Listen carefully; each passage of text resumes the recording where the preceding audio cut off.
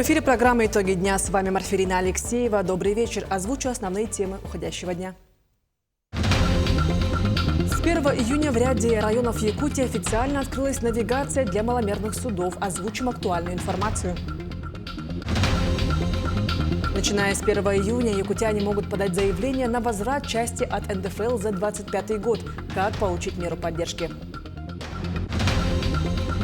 По всей стране стартовал основной период ЕГЭ. Как прошел волнительный день в Якутской национальной гимназии. День открытых дверей в Нерюнгринской ЦРБ ко Дню защиты детей. Подробнее об акции.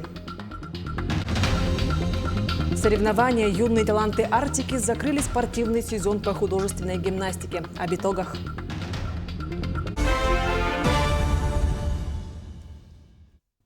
В Якутии началась подготовка к сплаву первого кофердама для строительства моста через реку Лену. На строительную площадку уже прибыл речной флот. Специалисты приступили к отработке технологической операции. В ходе подготовительных работ было организовано перемещение условного кофердама с использованием грузового плавкрана и судов. Тестовый сплав прошел успешно. Всего в строительстве моста будет задействовано до 19 судов и спецтехники речного флота. С 1 июня в ряде районов Якутии официально открылась навигация для маломерных судов. Итак, движение маломерных судов разрешается в следующие сроки. С 1 июня в центральных районах республики, в Алекминском, Алданском и Усть-Майском, а также в Вилюйской группе районов, Тампонском, Кабяйском и в городских округах Якутск, Жатай. С 8 июня в Верхоянском, Эвенобытантайском, Верхнеколымском районах, с 10 июня в Аймяконском, Момском, Среднеколымском, Оленёкском, Нижнеколымском и Жиганском районах. С 14 и 16 июня в остальных северных районах, за исключением залива Ниелова Булунского района, там навигация открывается с 23 июля. В Якутии продолжается работа по адресной помощи военнослужащим СВО и членам их семей. Среди услуг бесплатная газификация частных домов, санаторно-курортное лечение бойцов, а также материальная помощь для выезда к ним. Такую помощь получили около 2000 человек. Более 5000 услуг социальной и медицинской реабилитации оказано в санатории Бесчагда. За помощью в трудоустройстве обратились 1435 человек, из которых 865 трудоустроены. Помню, что в мае этого года президент Российской Федерации принял указ, которым установлены единые меры поддержки участников специальной военной операции, а также членов их семей на всей территории Российской Федерации. И таким образом по всей стране сегодня унифицированы и стандартизированы меры поддержки. Установлен исчерпывающий перечень обязательных мер. Напомню, что у нас в республике действует указ главы республики за номером 80, в котором все данные меры поддержки предусмотрены. В Якутии продолжают оказывать поддержку участникам специальной военной операции и их семьям. Так, с самого начала проведения спецоперации действует специальная региональная стипендия для учащихся средних и высших учебных заведений. Ее получило 1377 человек, 342 из которых дети военнослужащих, которые окончили обучение. Существует также отдельная квота, для которых в 5 вузах Якутии для бойцов СВО и членов их семей в этом году выделено 444 места. Помимо этого в федеральном законодательстве произошли изменения в рамках набора абитуриентов. Первое изменение касается участников СВО, которые хотят поступать в вузы. Так, для них теперь продолжает действовать, они могут использовать результаты ЕГЭ, которые когда-либо они получали, ранее сдавали, соответственно, эти результаты могут быть использованы, нет необходимости повторной пересдачи.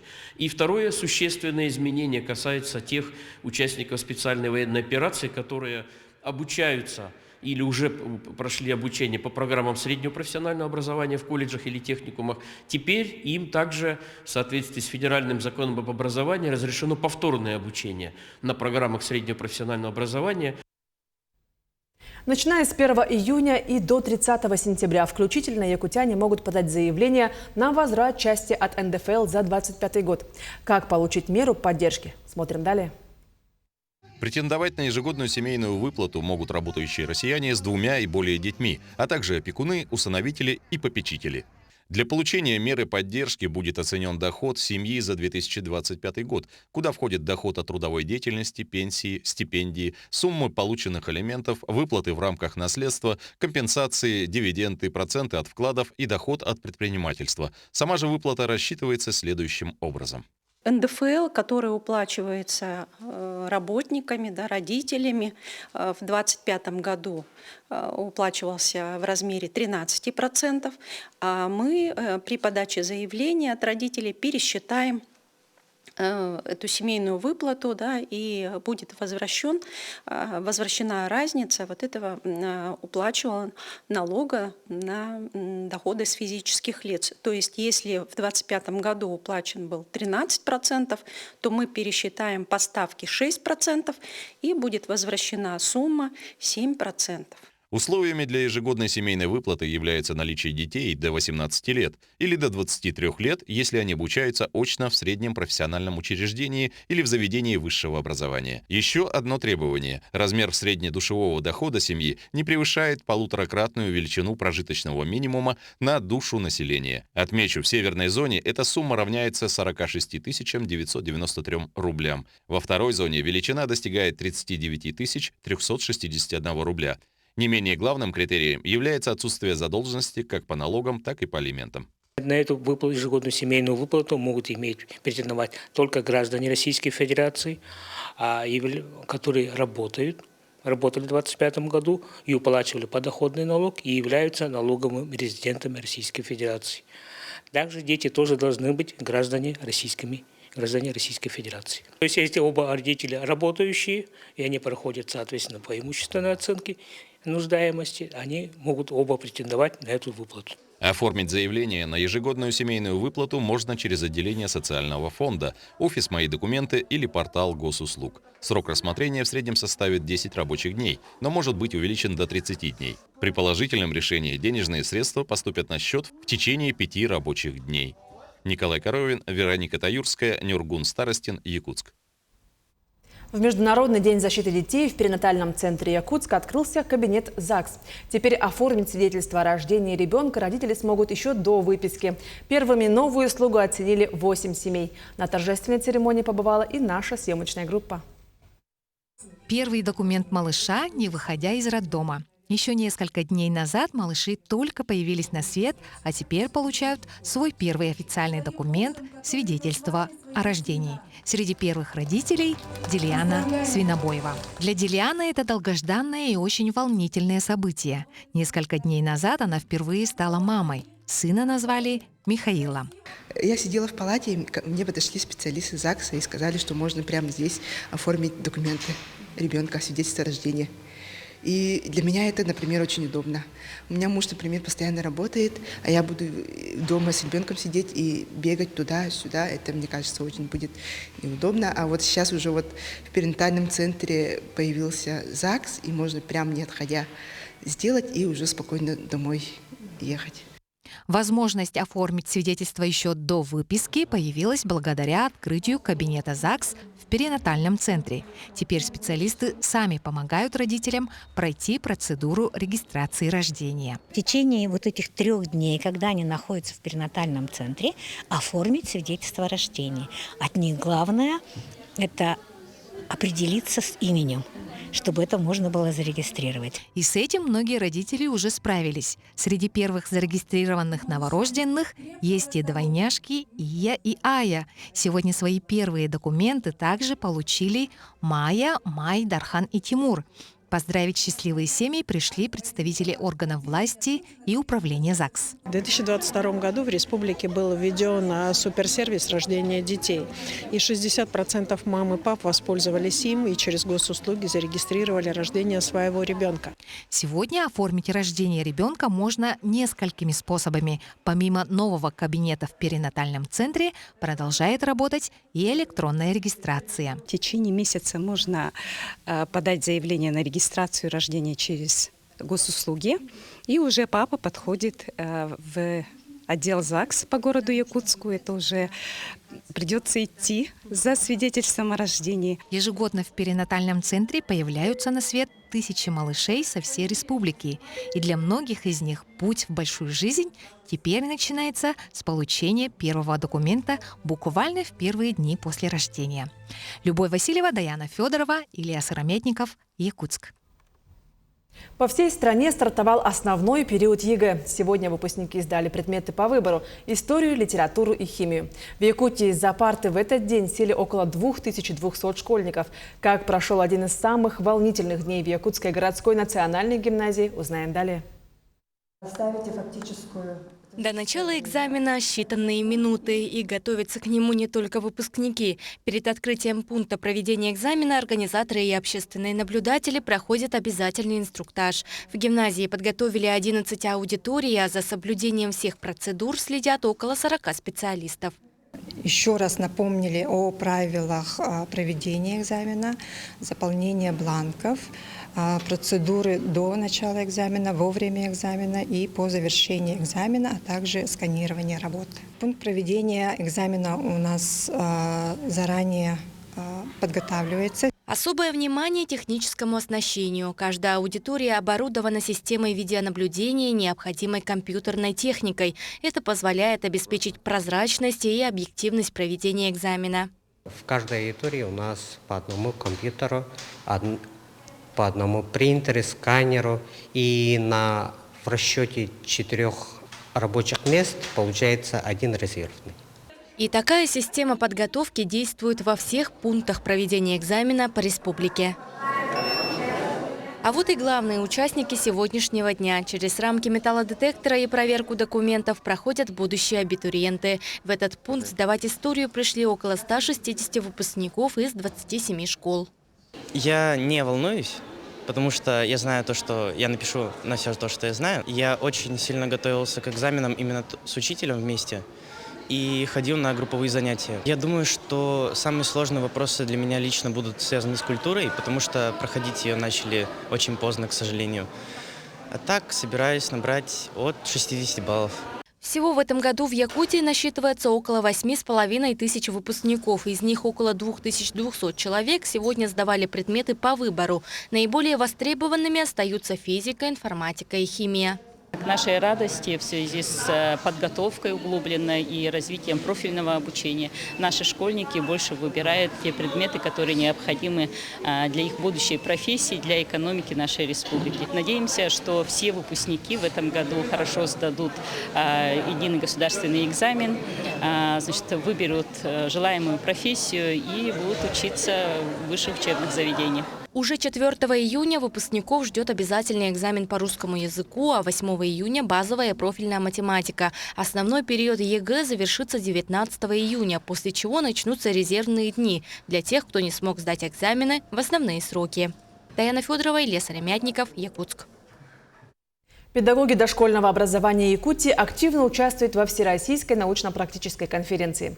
Обсуждают интеграцию науки и практики, обмениваются новыми методиками воспитания малышей, представляют лучшие авторские разработки и развивающие игры. Важными темами стали вопросы о сохранении родного языка и культуры, речевое развитие детей. На конференции запланированы академические лекции и мастер-классы лучших воспитателей.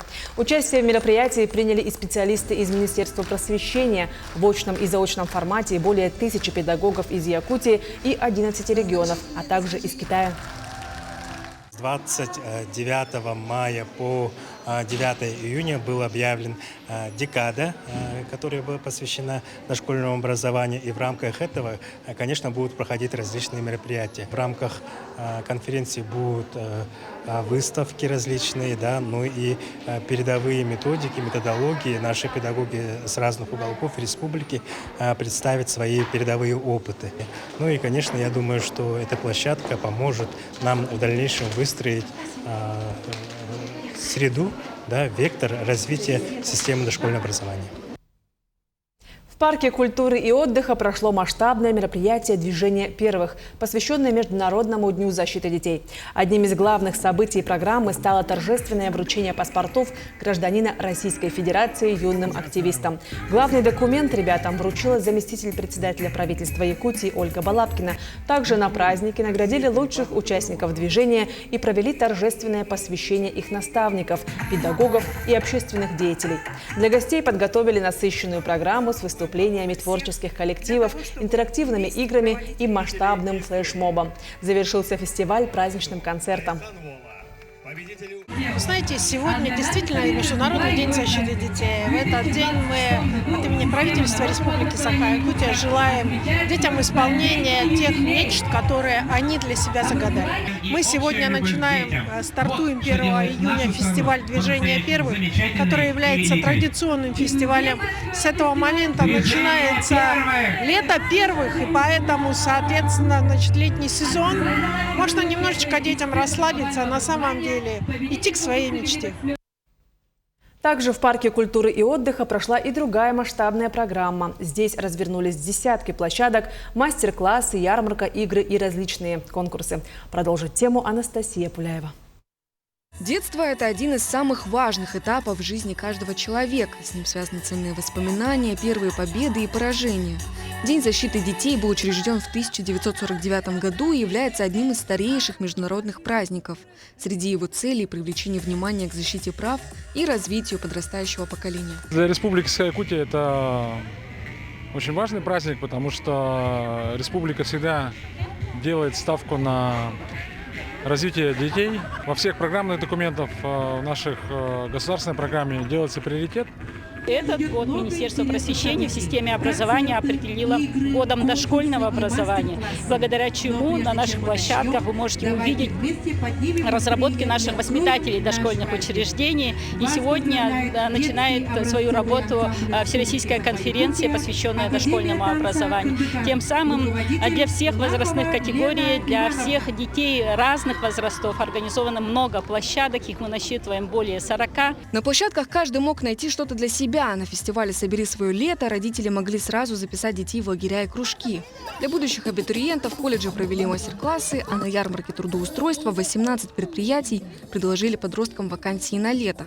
На главной сцене праздника выступили творческие коллективы, были отмечены достижения учащихся в минувшем учебном году, и в рамках концертной программы был представлен новый проект телеканала «Току».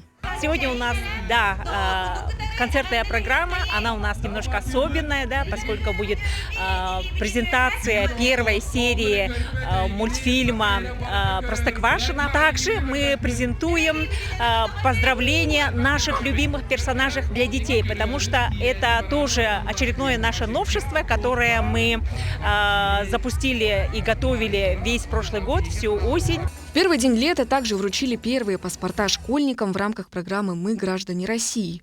Немаловажным стало и проведение инклюзивного фестиваля «Прими меня», где выступили дети с ограниченными возможностями здоровья. Завершили праздничный марафон выступления коллективов детского подросткового центра. Анастасия Пуляева, Иван Сракумов, Якутск. Одну из развлекательных площадок в парке организовала партия «Справедливая Россия». Также устроила мероприятия для ребят и их родителей по всему Якутску. Для детей провели различные игры от физических активностей до задачек и загадок. По прохождению тех или иных этапов подготовили небольшие вкусные награды. Кроме того, дети могли сфотографироваться с одними из маскотов «Справедливой России» – хаски, а также получить мерч партии. Партия «Справедливая Россия», она очень часто ратует за детей. Понимаете, дети – это ведь не только какие-то конкурсы и мероприятия, это ведь пособия, это детские выплаты, это поддержка многодетных семей. И вот партия именно на это делает акцент. Очень часто председатель партии Сергей Миронов выступает именно вот с этими вопросами, поднимает эти проблемы. И я хочу сказать, что важно то, что каждый регион должен все-таки делать определенный акцент. Если, например, брать какие-нибудь мероприятия или какие-нибудь спортивные секции, то нужно на это делать более тщательный акцент. Летние каникулы – лучшее время, чтобы заработать. Так решила восьмиклассница из Якутска Ева Матвеева и обратилась в Центр занятости населения. Трудоустроиться подростку помогли в одной из крупнейших предприятий республики. Какую должность заняла Ева и в какой компании, расскажет Саргалана Неустроева. Кто бы мог подумать, что на предприятии «Алмаза Анабары» круглогодично работает комната цветовода. Именно сюда на целый месяц лета устроилась восьмиклассница Ева Матвеева. В обязанности девочки входит полив цветов и уход за ними. Я давно хотела. И тут подвернулась возможность благодаря Центру занятости. Я через них устроилась сюда. Но я недавно пришла, я после обеда. И, в принципе, легко. Сейчас я поливаю цветы в здании, и все. Потом на следующей неделе будет рассадка этих цветов тут. Вот наставник у меня, она мне помогла, рассказала, что мне делать. И все это за 45-50 тысяч в месяц. Весьма достойная оплата труда, плюс соцпакеты, оформление трудовой книжки. Все как у взрослых. Разве что занять эту должность можно лишь на месяц, а дальше необходимо другим дать возможность заработать. «Алмаз Анабары» круглый год трудоустраивают несовершеннолетних, а на летний период трудоустраиваем где-то в месяц 2-3 ребенка. Обращаются либо напрямую к работодателю, к нам, либо через Центр занятости. Разумеется, и желающих работать здесь много, но принимает компания только льготные категории из многодетных, малоимущих или семей участников СВО. Так или иначе, в этом году трудоустроено будет более 2000 подростков, сообщают в Якутском кадровом центре, в том числе и благодаря ярмаркам трудоустройства. Мы пригласили 18 работодателей. Здесь будут детям проведены собеседования. И, возможно, кто-то сегодня найдет работу и устроится. Да? И, конечно же, у некоторых это будет первое начало своей трудовой деятельности, первые заработанные деньги.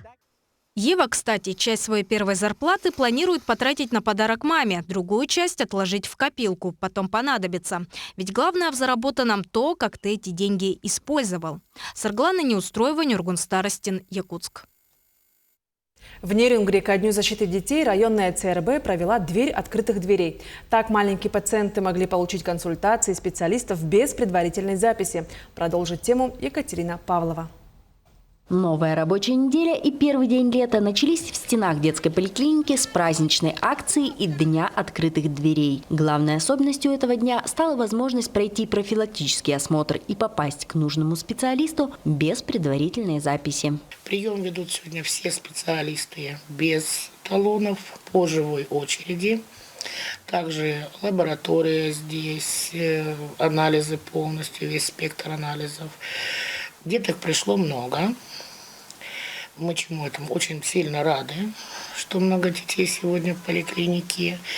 И считаем, что, в принципе, этим мы увеличим количество детей, которые быстро могут пройти в один день медосмотр без записи на прием к врачу. В ближайшее время начнут свою работу дошкольные и школьные летние оздоровительные лагеря. Сегодня юные нерюнгринцы проходят необходимые медицинские осмотры, чтобы отдых был не только интересным, но и безопасным. Особое внимание уделяют санитарной безопасности. Речь об акарицидной обработке и проведении вакцинации. Около 70% привитых у нас по клещевому энцефалиту.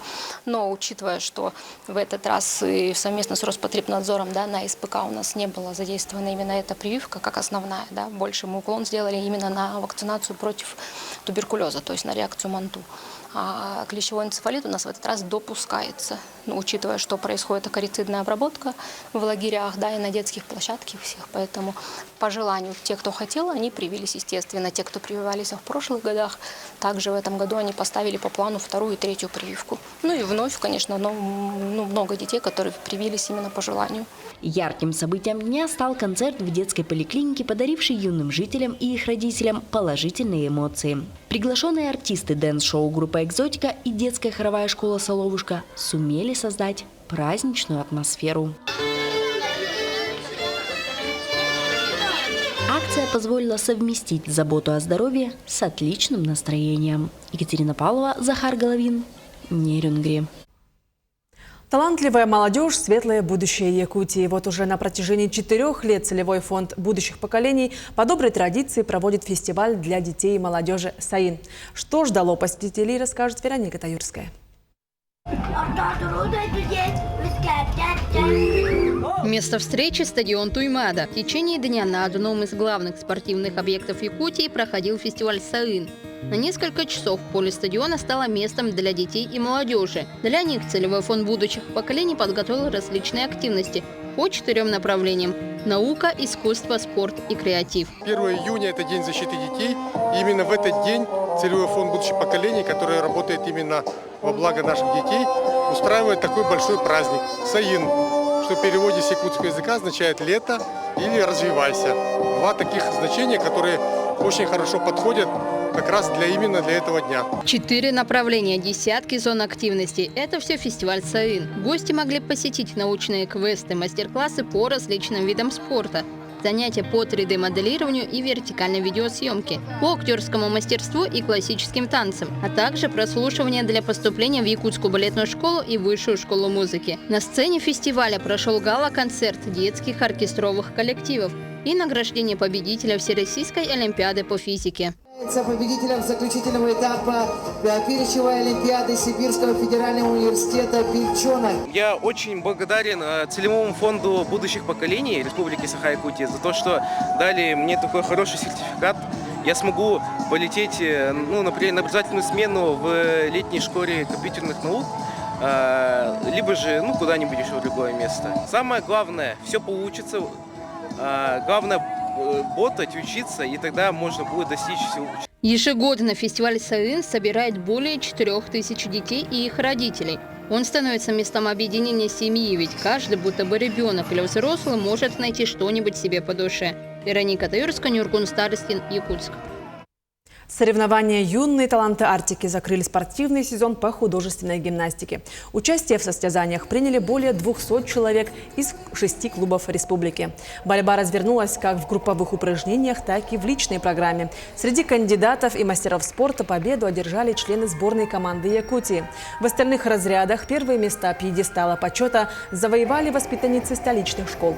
Помимо медалей, победительницы получили шанс представлять республику на окружных и всероссийских соревнованиях. Сегодняшнее соревнование «Юные таланты Арктики» – это тоже рейтинговое соревнование.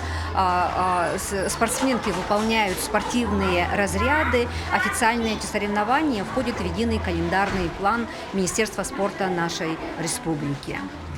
Спортивный сезон мы завершили с очень хорошими результатами, я хочу констатировать. Вот буквально совсем недавно мы вручали нашим девочкам, которые представляли сборную год назад, заслуженные спортивные звания мастер спорта Российской Федерации. Таким увидели уходящий день наши корреспонденты. Ну а я с вами прощаюсь. Всего хорошего и до встречи в эфире.